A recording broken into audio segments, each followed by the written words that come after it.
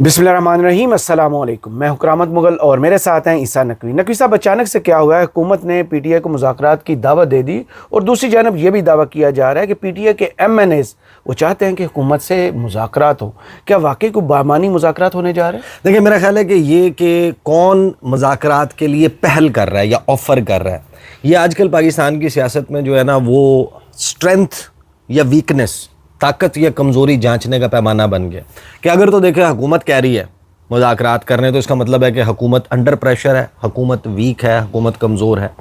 और अगर तहरीक इंसाफ मुज़ाकरात का कह रही है, तो इसका मतलब है कि तहरीक इंसाफ घुटनों पे आ गई है, गिड़गिड़ा रही है, सरेंडर कर दिया है और लेट गई है, बैठ गई है। सही, लिहाजा ये सब कुछ हो रहा है। देखें, दोनों चीज़ें हैं। मैं आपको हैरानकुन तौर पर अगर ये कहूँ और ये बताऊँ कि बुध के रोज़, ये जो अभी गुजरा है ना जी, ये वेंसडे, जी, 2 दिन पहले कौमी असम्बली के इजलास में एक ऐसे वज़ीर जो अपने तुंदो तेज़ और इंतहाई सख्त बयानात, टू दी एक्सटेंट के जिनके ऊपर बीप लगानी पड़ती है जब वो तहरीक इंसाफ के इमरान खान के मुतल्लिक़ गुफ्तगू करते हैं।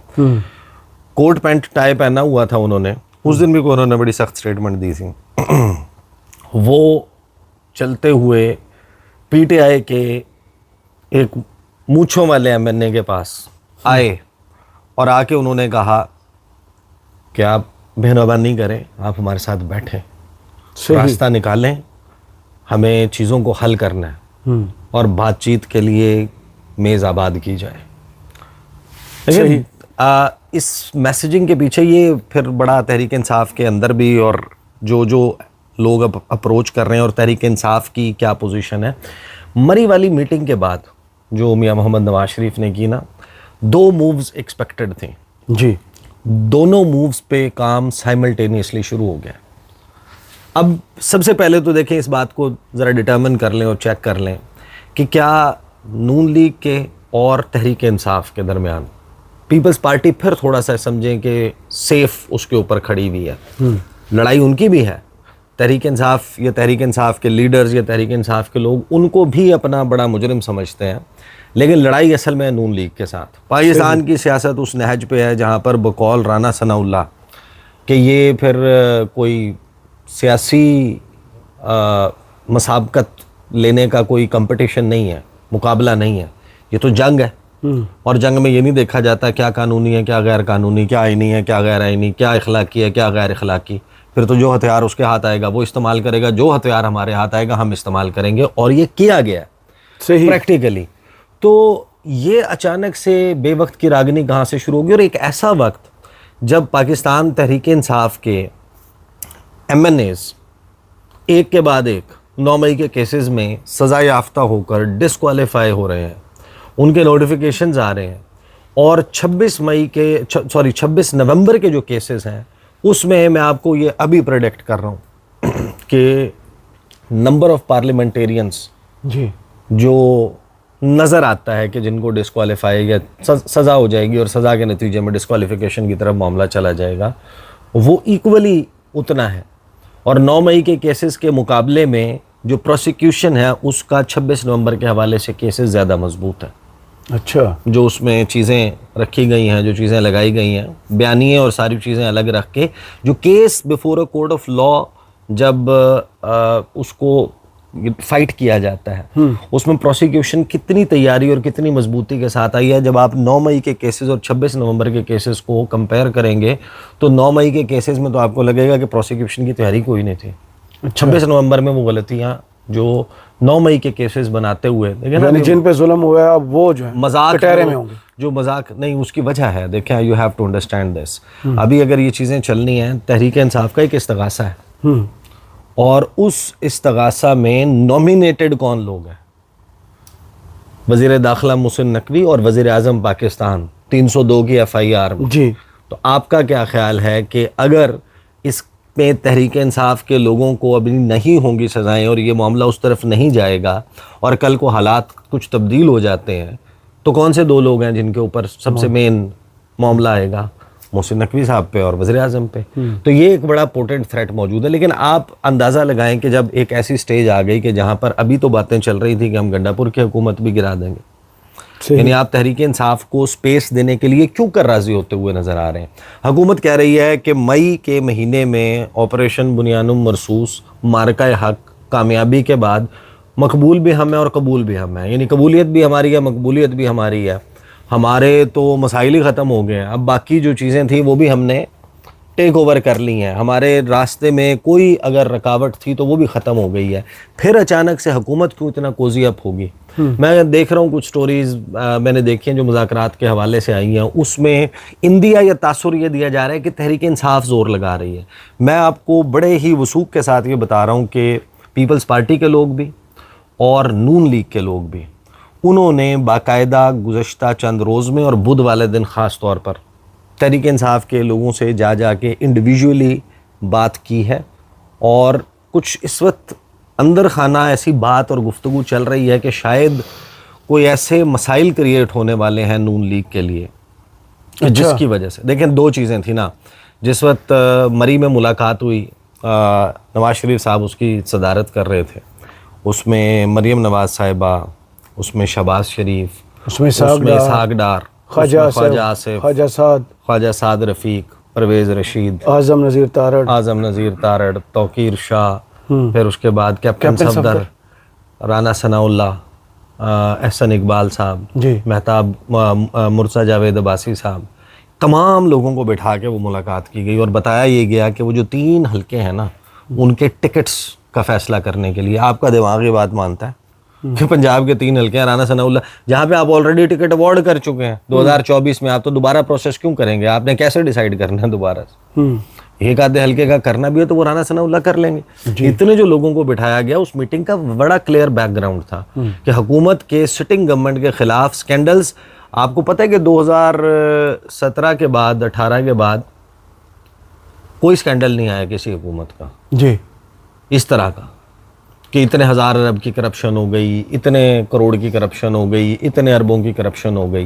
ये जो करप्शन की ख़बरें और ये सारा कुछ आने लगा था तो एक वाज़ेह चीज़ नज़र आ रही थी कि जैसे शायद हुकूमत के ख़िलाफ़ कोई शिकंजा कसा जा रहा है, सही, या हुकूमत के लिए हालात जो हैं, अब वो उसके ऊपर थियरीज़ हैं। एक ये कि ये 27वीं आईनी तरमीम में 18वीं आईनी तरमीम की कुछ चीज़ें अंडू नहीं करना चाह रहे, या फिर रिपोर्टेडली कुछ गुफ्तगू जो किचन काबीना है शरीफ फैमिली की, या बिल्कुल जो फैमिली के क्लोज्ड सर्कल है, वहाँ पर कुछ ऐसी गुफ्तगू हुई है, कुछ ऐसे मामलात पर जो नोटिफिकेशंस और उसकी चीज़ें तो सियासतदान करते हैं, लेकिन सियासतदानों की डोमेन में वो नहीं आता, वो उनके उसमें नहीं होता पाकिस्तान की सियासी ग्राउंड रियलिटीज़ में। तो वहाँ पर कुछ तबसरे फरमाए गए हैं।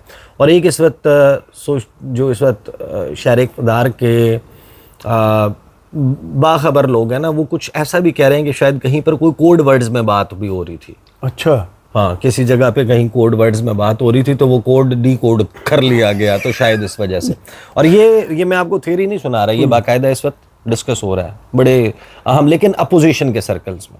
सही, मैं हुकूमती सर्कल्स की बात नहीं कर रहा, अपोजिशन के कुछ लोग ये दावा कर रहे हैं कोड वर्ड्स में कुछ बातें हो रही थी तो कोड तो डी कोड भी हो जाते हैं, तो वो डी कोड। अच्छा, उस मंजरनामे में मरी वाली मुलाकात हुई तो 2 चीज़ें एक्सपेक्टेड थी। देखें, हुकूमत के हवाले से, नून लीग के हवाले से मैं आपको बड़ी वाज़ेह तौर पर बता सकता हूँ कि जब भी मुश्किल वक्त आएगा ना, 2 चीज़ें आपको होती हुई नजर आएंगी, या कोई मुश्किल माहौल बनता हुआ नजर आएगा तो 2 चीज़ें आपको नजर आएंगी। एक साइन आपको ये आएगा कि फौरी तौर पर वो इस वक्त जो कुछ हो रहा है उसको ओनरशिप लेना शुरू कर देंगे, अवाम में जाने के लिए नहीं, उसकी ओनरशिप लेना शुरू कर देंगे। जिस तरह इनकार कर रहे थे नून लीग के अंदर लोग कि अभी जो चीज़ें हो रही हैं ना, बड़े मियाँ साहब उस पर नाराज़ हैं जी, बड़े मियाँ साहब का फलां फैसले के ऊपर अप्रूवल नहीं था, फलां जो डिसीजन हुआ है ना उसके साथ मियाँ साहब नहीं खड़े, और अभी हर जगह मियाँ साहब की मोहर लगा देते।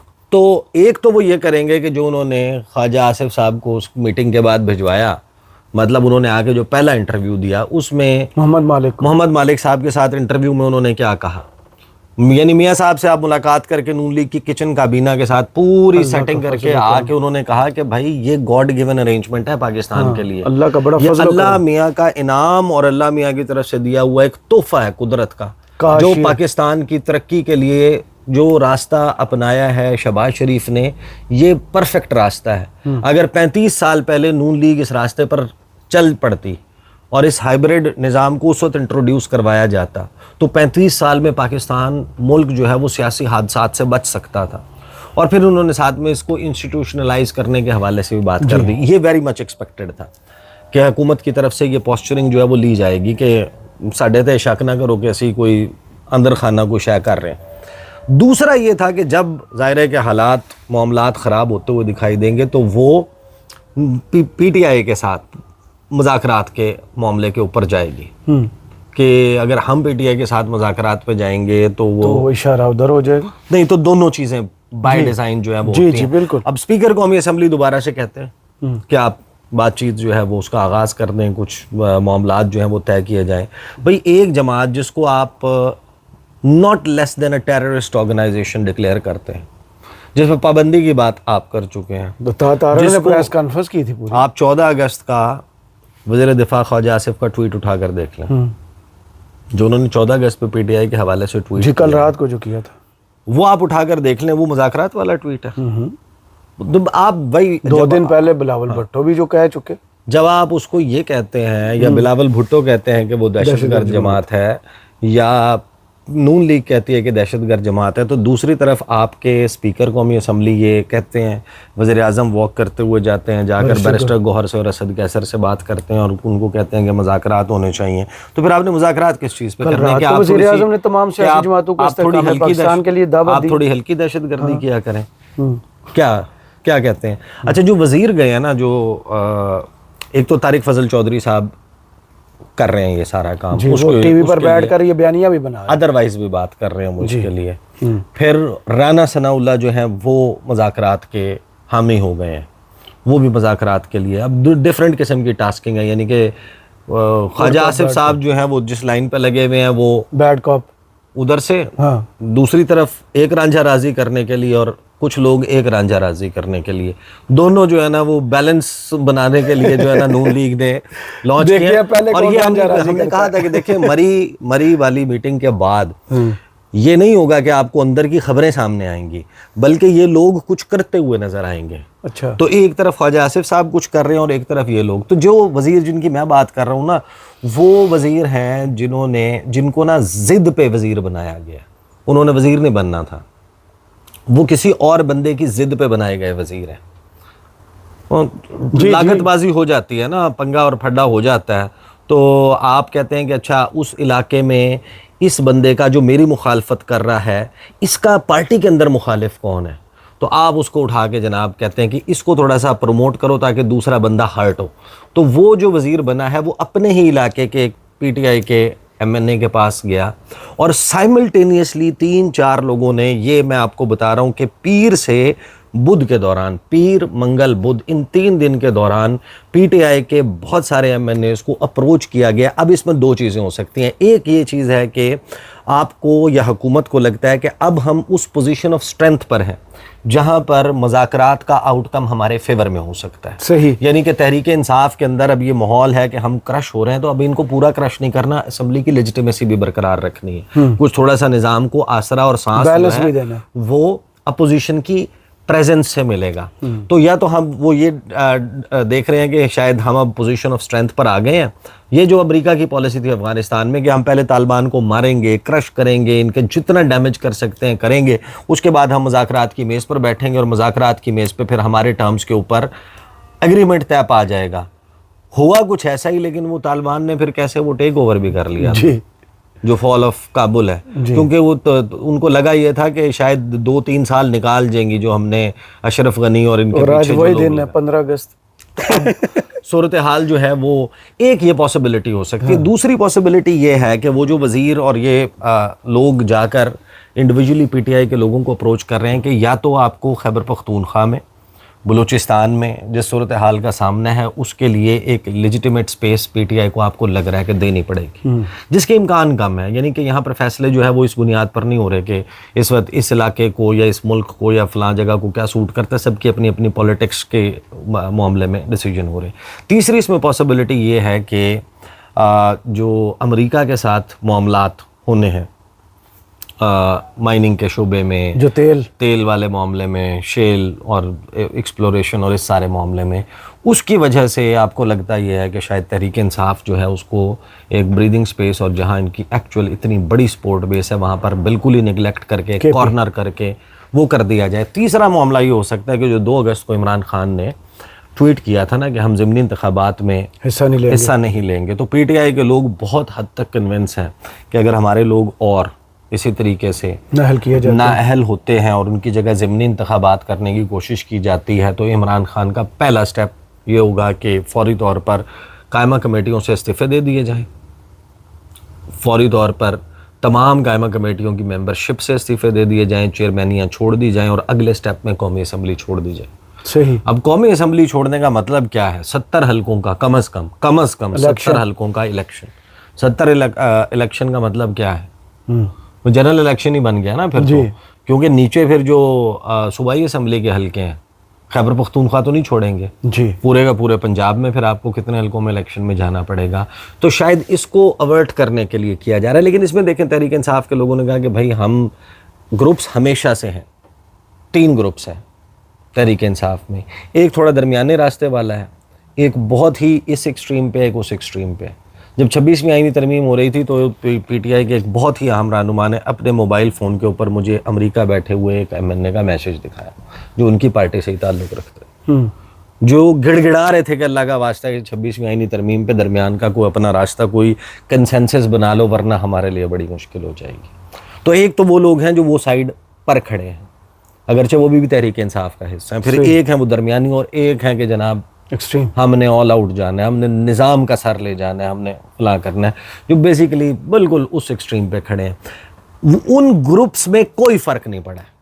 9 मई के मुकदमात के फैसले में जो स्ट्रेंथ ऑफ द ग्रुप्स है ना, ये नहीं हुआ कि जो एक्सट्रीम सोच रखने वाले वो थे वो कोई सेंटर में आ गए, जो एक्सट्रीम पे थे वो एक्सट्रीम पे ही खड़े हुए हैं और एक्सट्रीम पे चले गए। और इमरान खान जो है वो खुद मेरा ख्याल है कि ये बात बार बार अपने एमएनएस को कह चुके हैं कि अगर हम इस पे मज़ाम, यानी उनका जो बेसिकली मैसेजिंग है, उनको उनकी अंडरस्टैंडिंग ये है कि हमारे लिए कोई रिलीफ नहीं है, कोई स्पेस नहीं है, एक के बाद एक किला जिसे कहते हैं ना फतह होना, ये वो किया जा रहा है, हम इस पे रेजिस्ट नहीं करेंगे तो ये हमें खा पी जाएंगे। सही। अब क्वेश्चन हमारे सामने ये आ गया कि मैं तो आपको सोर्सेज की बुनियाद के ऊपर ये बात 100% यकीन के साथ कह सकता हूँ कि इस वक्त तहरीक इंसाफ के साथ मुज़ाकरात के लिए ज़ोर, यानी इस मुज़ाकरात के लिए ज़ोर तहरीक इंसाफ कम लगा रही है, वो उतना ही है जितना पहले था। इनके एमएनएज़ में सिर्फ वही जो जिनको लगता है कि हमारे लिए मुश्किल हो जाएगी अगर मुज़ाकरात, और मज़ीद हो जाएगी और हो सकता है कि मेंबरशिप नेशनल असम्बली की से भी हाथ धोना पड़ जाए। एक वो ग्रुप है, वो ग्रुप वहीं पर मौजूद है। बाकी ज़्यादा ज़ोर जो मुज़ाकरात के लिए लगा रही है वो हुकूमत लगा रही है। अब या तो वो ये सेंस कर रहे हैं कि हमारे लिए मुश्किलात बढ़ने वाली हैं, हम कहने को तो कह रहे हैं कि पेज का पता होता है ना क्या किया? कहने को तो कह रहे हैं कि पेज भी एक है, किताब भी एक है, लाइब्रेरी भी एक है, ये तो सब कुछ छोड़ें, हमारा तो छापा खाना भी एक है, हमारा तो प्रिंटिंग प्रेस भी एक है कि जहाँ से हमारे सफ़े जो हैं वो एक 1 पेज छप रहा है, वो भी एक है। लेकिन अंदर खाना कुछ तो ऐसा है ना कि आपको ये सब कुछ करना पड़ रहा है। मोहसिन नकवी की बातें भी चल रही हैं। अलबत्ता इस मुज़ाकरात ने अगर होना है और अगर कामयाब होना है तो इसका नेक्स्ट स्टॉप अडयाला है। तहरीक इंसाफ के लोगों ने इन कम्युनिकेशंस के दौरान जो उनके साथ पिछले 4 दिनों में 5 दिनों में की गई है कि बैठें बात करें इस पे, उन्होंने कहा भाईजान आप हमें रुजू तो दो रही हो ना, आप हमें बिठाएं खान साहब के जी जी रुजू तो हमारे साथ आप मुज़ाकरात कामयाब करके क्या करेंगे? We are not PTI, Imran Khan is PTI. Absolutely. तो अगर वो इसको ओके कर देते हैं तो मुज़ाकरात होंगे और कामयाब भी हो जाएंगे, अदरवाइज नहीं होंगे। सही। लेकिन ये हैरान कुन था तहरीक इंसाफ के लिए, और वो ये समझने की कोशिश कर रहे हैं कि नून लीग को कौन सा गम है जो अंदर ही अंदर खाए जा रहा है, जो इनको चला के हमारे पास ला रहा है, जबकि हम इस वक्त पोजीशन ऑफ स्ट्रेंथ के एतबार से अपने लोएस्ट पे हैं। 3.5 साल की लड़ाई में हम लोएस्ट पे हैं, लेकिन हुकूमत हमारे पास आ रही है। सही। बहुत शुक्रिया ईसा नकवी आपके तज़िये का। कमेंट्स बॉक्स में ज़रूर बताइए वीडियो आपको कैसी लगी। इजाज़त दीजिए। अल्लाह हाफ़िज़।